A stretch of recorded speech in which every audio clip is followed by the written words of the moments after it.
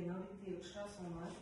Бүгін ұшырасуда деканның жұмыссыз fuqarolarning kreditlari bo'yicha түсінік беремін. Birinchidan imtiyozli kredit бар, ikkinchi жәрдемші тапсырмасымен 4 жылға береміз, 50 миллионға шекем, 17,5%-тен өзін-өз банкінің fuqarolarga. 10 миллионға шекем пластикке салып беріледі, ал одан жоғары сумма алатын болсаңыз, пул өткеру жолымен, өзіңіздің керекті заттарыңызды аласыз, фирмаға өтеді. Одан басқа да біздерде сондай имтиязды кредитлер алып жауған fuqarolarga 50 миллионға шейін нақты кредитлеріміз бар. 3 жылға, аял қызларға 24%-тен, ер адамдарға 25%-тен. Мақсатты кредиті, бір мақсатпен аласыз, нақты кассадан береміз. Және одан басқа да жұмыссыз fuqarolarga 27%-тен мақсатсыз кредитлеріміз бар.